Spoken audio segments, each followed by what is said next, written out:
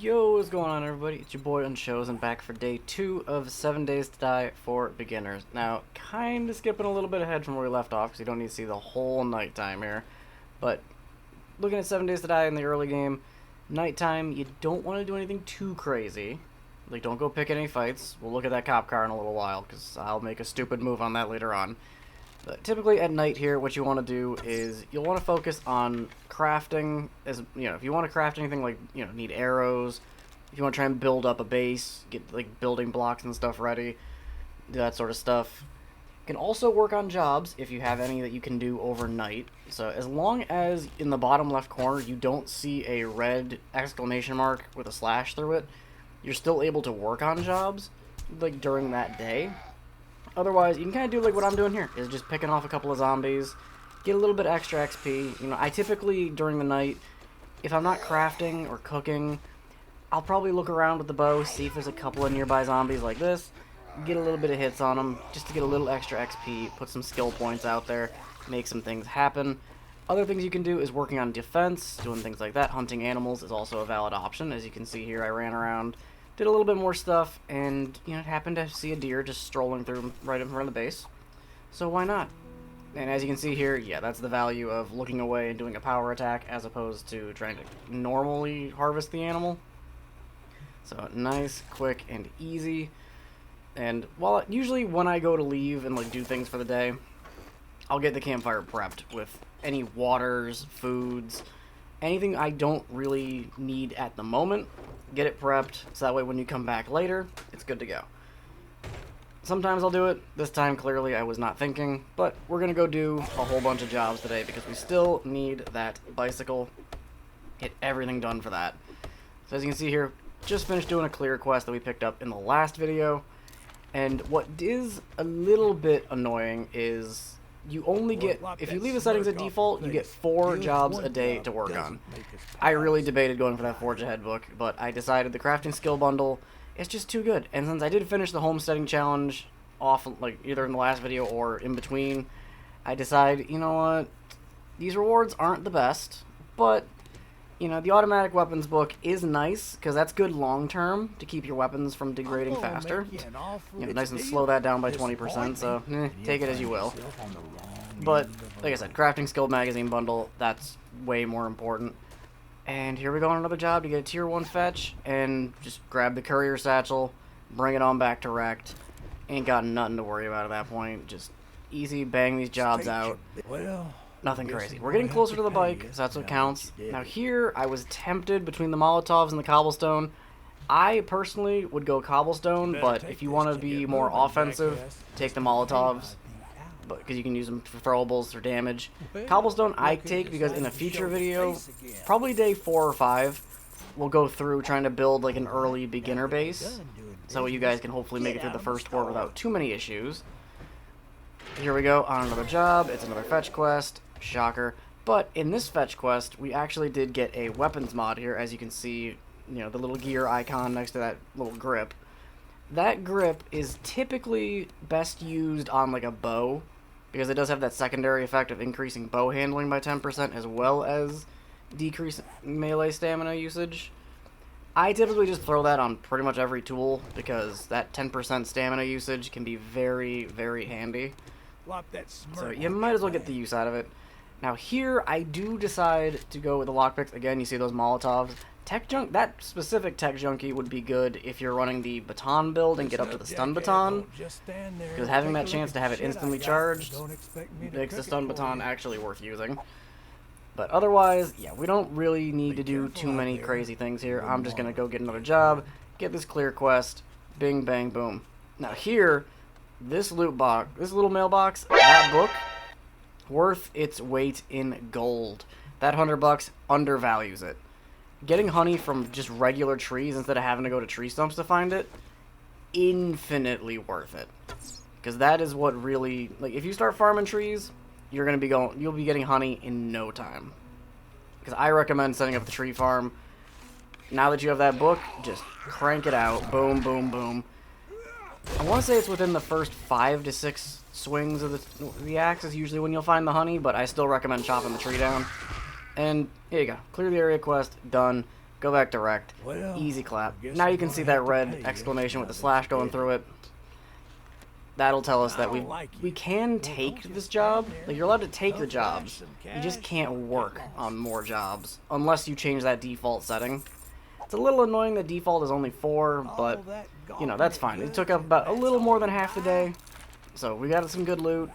Pushed a lot of stats further down the line, which is very, very nice.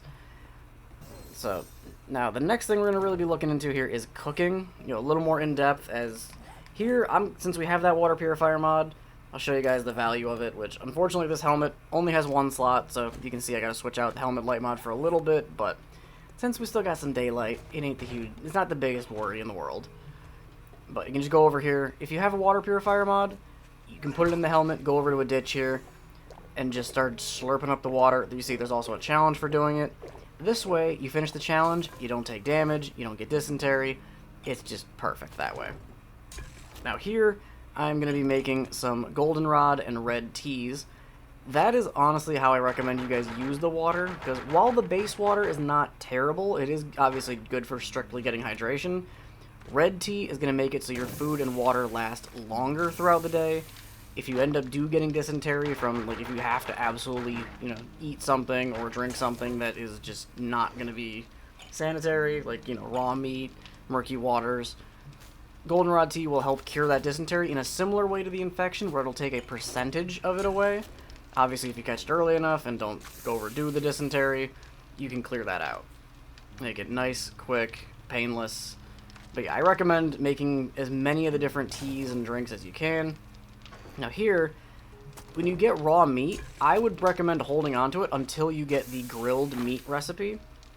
Simply because grilled versus charred meat, you know, it's a bit of a debate in the early game. I recommend going grilled meat simply because it's the same as charred, but you don't have that dehydration effect. So it's nice. You do get a little stamina bonus too, so that also helps. Now here, I'm going to give you guys the warning while I break into this. Do not do this in the early game unless you are prepared to run like hell. Because, as you can see, we got cops, we got soldiers. They're feral, as you can see the glow in their eyes. I did use that cop to kind of take advantage of breaking the car apart a little bit. But yeah, you can see, this is not easy because they're all feral, and we're on day 2. I'm running stone gear. That's not great. Now, here's also a good perk to why you know, I endorse going for parkour.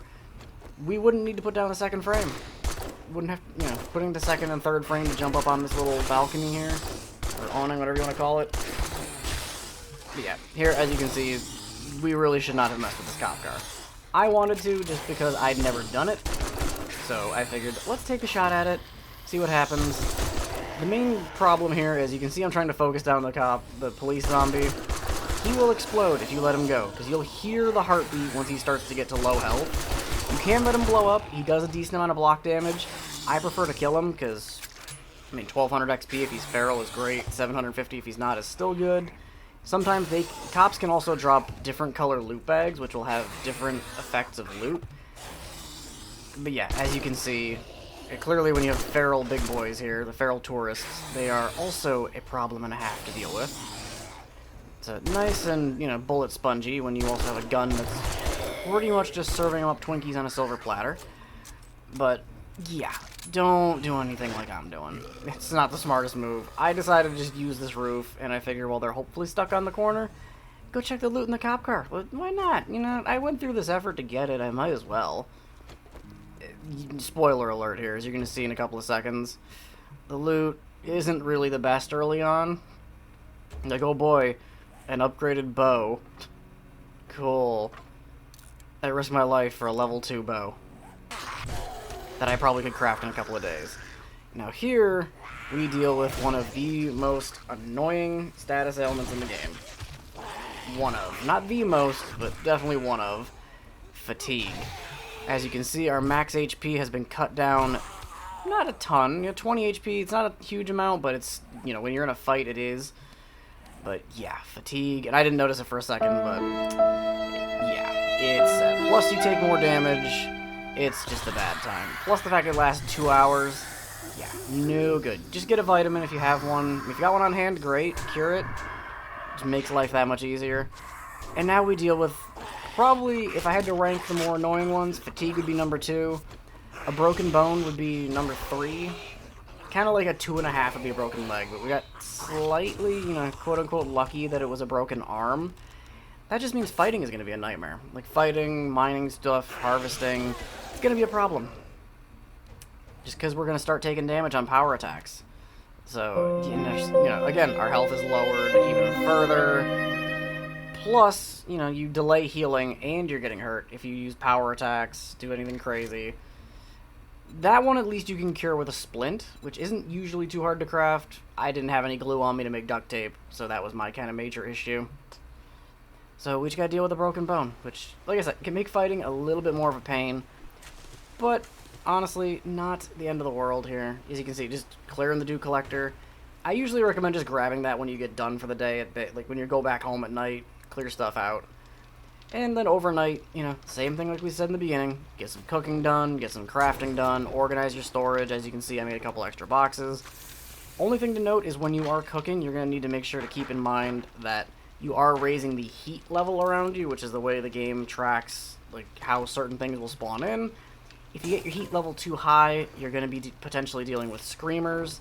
So make sure you're not putting down like 3 and 4 campfires unless you really want to fight. So it's gonna be a bit of a crawl. But as you can see here, I'm looking at the quests here, and we'll get, you know, we got our splint crafted so we can get rid of that broken arm. Fatigue, you gotta just find a vitamin. It's a nightmare.